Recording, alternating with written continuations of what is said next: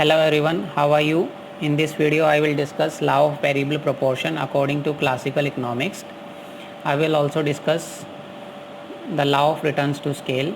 Please like and share my video and don't forget to subscribe my channel. Let's start with our second part. As you can see, मैंने पहले part में आपको बताया था law of variable proportion को हम short run और long run में दो भागों में बांटते हैं। और एक बार मैं थोड़ा सा स्टार्टिंग में आपको जो हमने फर्स्ट पार्ट में डिस्कस किया था वो रिवाइज़ करवाता हूँ, क्विक रिवीजन। हमने प्रोडक्शन फंक्शन वहाँ पे डिस्कस किया था, डिफरेंस किया था लॉ ऑफ वेरिएबल प्रोपोर्शन और law of returns to scale में। फिर हमने लॉ ऑफ वेरिएबल प्रोपोर्शन को एक्सप्लेन किया था, उसकी अजम्पशन की थी। टोटल प्रोडक्ट, मार्जिनल प्रोडक्ट और एवरेज प्रोडक्ट को हमने डिस्कस किया था।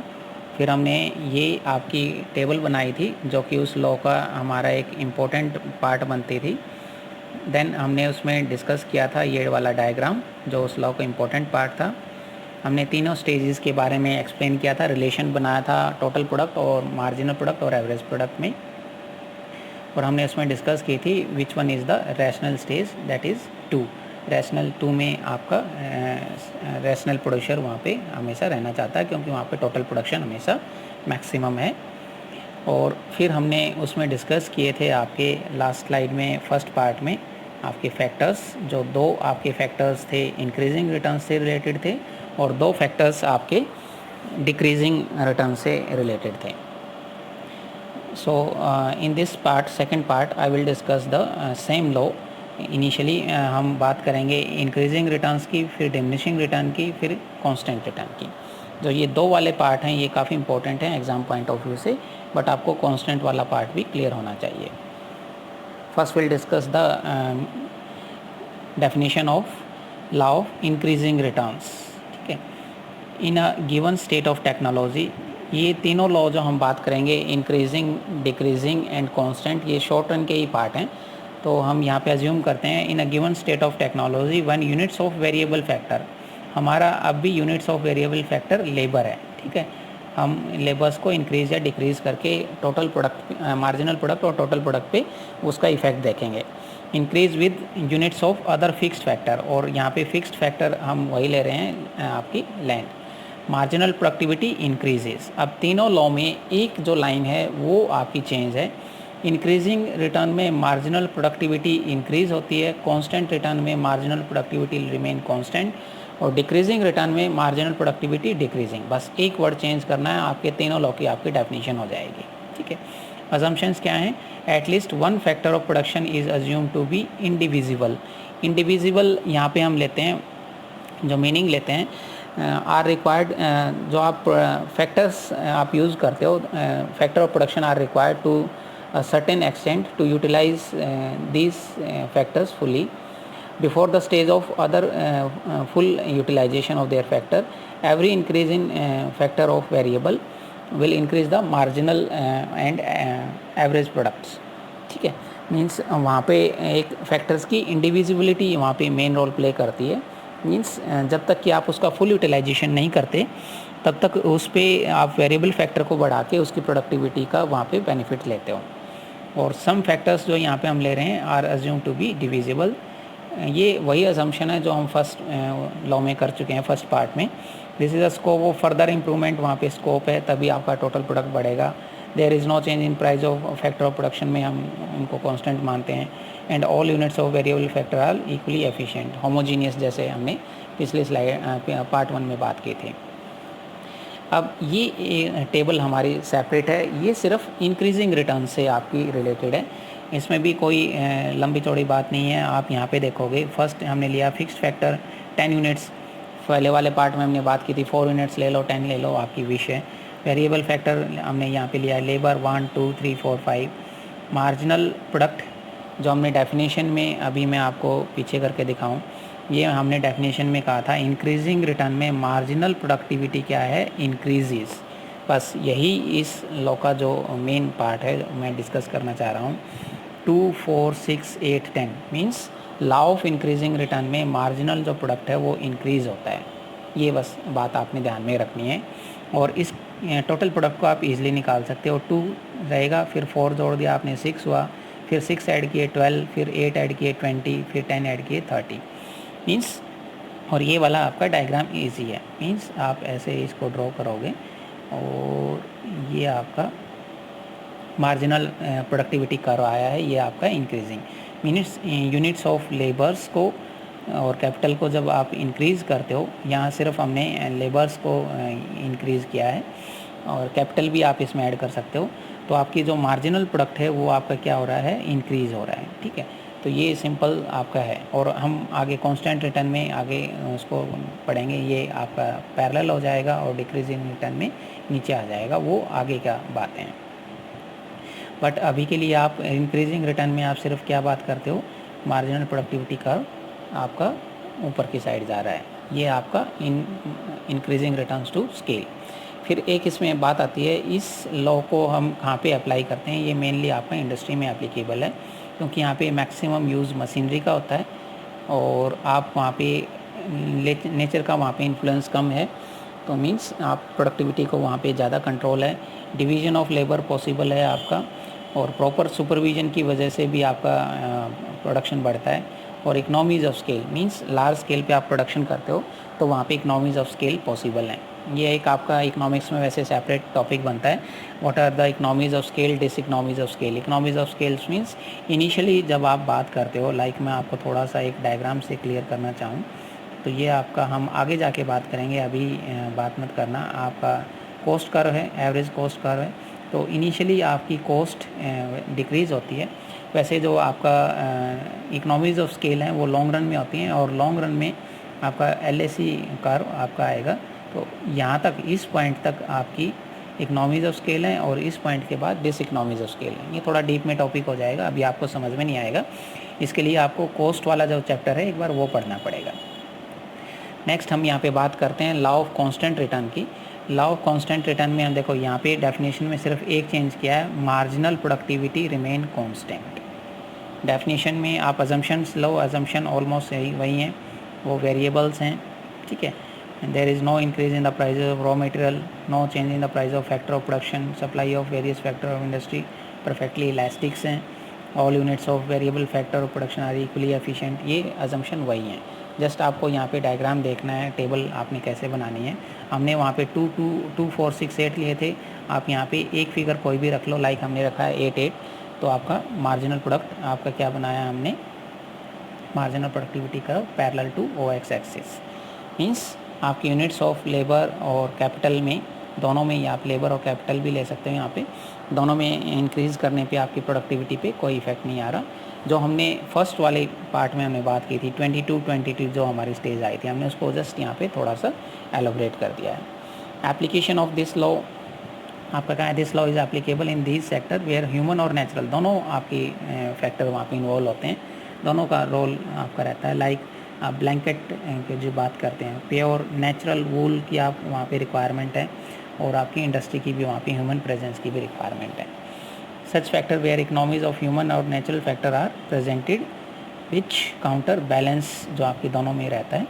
और this law is more applicable in such sector where labour role is greater, है ना, जहाँ पे आपकी मशीनरी का रोल कम से कम रहता है, वहाँ पे कांस्टेंट रिटर्न मेनली एप्लीकेबल है। लास्ट हम इसमें बात करें according to classical economics law of variable proportion में, तो थर्ड स्टेज आई थी हमारी डिमिनिशिंग रिटर्न। मीन्स इसमें आप बात करो जो मार्जिनल प्रोडक्टिविटी है वो क्या आ जाएगी, यहाँ पे एक लाइन हमने चेंज की है, डिक्रीजेस। अजम्पशन वही है, units of labour capital are variable factor, कोई चेंज नहीं हुआ है उनमें, प्राइसेस में फैक्टर्स इक्वली एफिशिएंट हैं, होमोजीनियस हैं, there is no change in technique of production same है, there is no change in fix factor of production, ये अजम्पशन वही हैं ऑलमोस्ट। अब हमने यहाँ पे हम बात करें तो डिक्रीजिंग रिटर्न में यहाँ पे जो मार्जिनल प्रोडक्ट है, इंक्रीजिंग रिटर्न में 2, 4, 6 ऐसे लिए थे, कांस्टेंट में हमने मार्जिनल प्रोडक्ट 8, 8 लिया था, और डिमिनिशिंग रिटर्न में 10 से हमने स्टार्ट करके इसको डिक्रीजिंग रेट पे लिया है। 10 ये वही रहेगा, टोटल प्रोडक्ट आप इजीली निकाल सकते हो, आप अभी तक समझ गए होगे, 10, 18, फिर 6 ऐड की 24, तो आपका जो कर्व है मार्जिनल प्रोडक्टिविटी कर्व है वो आपका डिक्रीजिंग आएगा, और इसमें कोई लंबी चौड़ी बात नहीं है। नेक्स्ट हम बात करें एप्लीकेशन ऑफ दिस लॉ, ये आपका मेनली एग्रीकल्चर पे आपका अप्लाई होता है। This is a natural factor that have more role play, जहाँ पे नेचुरल फैक्टर वहाँ पे ज़्यादा रोल प्ले करते हैं एग्रीकल्चर सेक्टर में, तो मार्जिनल प्रोडक्टिविटी वहाँ पे डिक्रीज़ होती जाती है। Is very wide area, agriculture का बहुत बड़ा एरिया है, हम इंडिया की बात करें, और सुपरविज़न जैसे कि इंडस्ट्री में पॉसिबल है, यहाँ पे इतना इफेक्टिव नहीं होता, तो उसकी वजह से जो आपकी प्रोडक्टिविटी है वो डिक्रीज़ होती जाती है जैसे जैसे आप लेबर को वहाँ पे इंक्रीज़ करते हो। और स्पेशलाइज्ड मशीनरी का यहाँ पे लिमिटेड स्कोप है, इस वजह से प्रोडक्टिविटी गिरती है। सीजनल जो नेचर की हम बात करें, रेन है, क्लाइमेटिक चेंजेस हैं, उनका बहुत ज़्यादा इफेक्ट आता है एग्रीकल्चर से, ठीक है। कभी ड्रॉट होता है, कभी फ्लड आ गई है, तो इनका ज़्यादा इफेक्ट है। Fertility of land also declines, है ना, ज़मीन की जो उपजाऊ जो शक्ति है वो डिक्रीज़ होने से भी, फर्टिलिटी डिक्रीज़ होने से भी आपकी प्रोडक्टिविटी डिक्रीज़ होती है। ये हम फिर इसमें एक बात करते हैं, this law is applicable to building, means जब आप मल्टी स्टोरेज बिल्डिंग की आप बात करो तो कंस्ट्रक्शन की जो हम यहाँ पे बात करें तो वहाँ पे आपकी इंक्रीज़ होती जाती है, means higher the building larger the cost of construction of the upper storey. और ये आपका हम की बात करें application to extractive industry like mines हैं, फॉरेस्ट, आप बात करो फॉरेस्ट वेल्थ की, तो जितना आप डीप में वहाँ पे जाते जाओगे तो आपकी कॉस्ट वहाँ पे इंक्रीज़ होती जाएगी। आप तीनों लॉ को कॉस्ट के सेंस में बात कर लो या आप मार्जिनल प्रोडक्टिविटी के सेंस में बात कर लो, एक ही है। मीन्स आपकी मार्जिनल प्रोडक्टिविटी गिरती जाती है, आप इसको ऐसे भी बोलते हो, या कॉस्ट आपकी जो है वो बढ़ रही है, आप इसको भी ऐसे वहाँ पे बोल सकते हो। अब हम बात करेंगे सेकंड लॉ की यहाँ पे, जो कि इम्पोर्टेंट लॉ है। अभी तक हमने लॉ ऑफ वेरिएबल प्रोपोर्शन किया है फर्स्ट पार्ट में, और अभी तक इस सेकंड पार्ट में। मॉडर्न इकोनॉमिक्स में फर्स्ट पार्ट में हमने उसको डिस्कस किया था, और क्लासिकल इकोनॉमिक्स के अकॉर्डिंग 3 स्टेज के में हमने इसको डिवाइड किया है लॉ ऑफ वेरिएबल प्रोपोर्शन को। अब हम बात करते हैं law of returns to scale. मैंने फर्स्ट पार्ट में बोला था, जहाँ पे स्केल वर्ड यहाँ पे यूज़ हो रहा है, मीन्स हम लॉन्ग रन की बात करते हैं। अकॉर्डिंग टू कोर्ट्सियानिस, ये एक इकोनॉमिक्स का नाम है, इनकी काफ़ी फेमस बुक हैं, एमए इकोनॉमिक्स वाले पढ़ते हैं, कोर्ट्सियानिस की माइक्रो इकोनॉमिक्स की फेमस बुक आती हैं। इनके according law of returns to scale क्या है, the terms returns to scale refers to the change in output as all factor changes, ठीक है।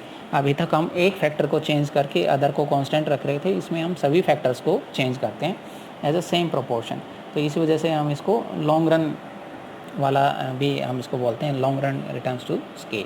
लॉन्ग रन एक आपका बीबीए में हमने इसको आपके सिलेबस में दे रखा है, short run and long run production function. तो ये जो हम बात कर रहे हैं ये हमारी क्या बात है, लॉन्ग रन प्रोडक्शन फंक्शन की हम बात कर रहे हैं। मीन्स इनिशियली जो आपका प्रोडक्शन फंक्शन था लेबर और कैपिटल में हम वहाँ पे लेते थे, नाउ अब हम बात कर रहे हैं उसमें सिर्फ लेबर को हम चेंज लेके चलते थे, अब हम बात कर रहे हैं दोनों में चेंज की, लेबर में भी चेंज हो और आपके कैपिटल में भी चेंज हो।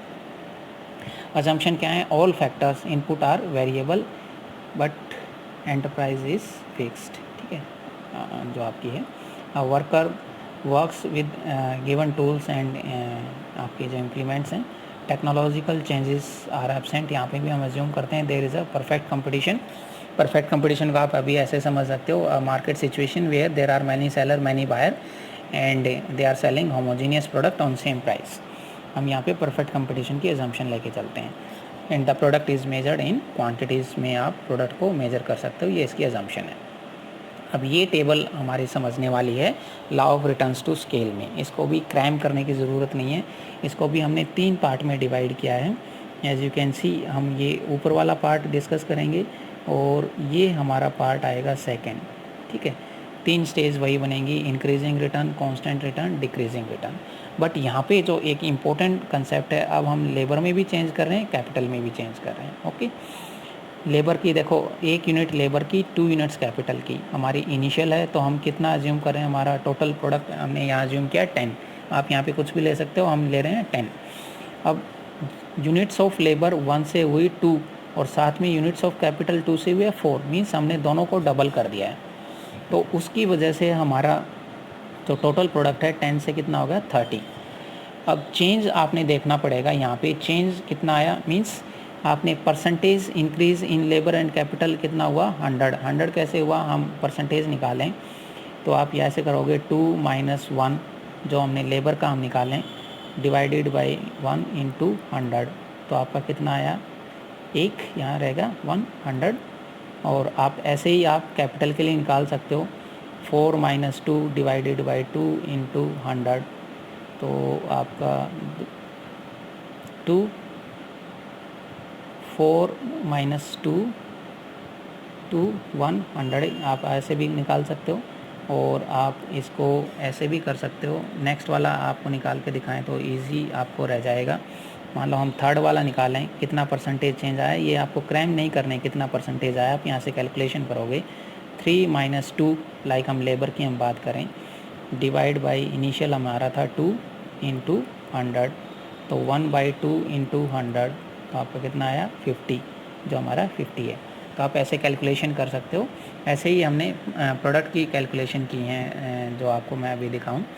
टोटल प्रोडक्ट हमारा इनिशियली था 10, फिर हुआ 30 - 10 डिवाइड बाई 10 × 100, तो आपका 20 डिवाइड बाई 10 × 100, तो आपका आएगा 2 × 100 200%।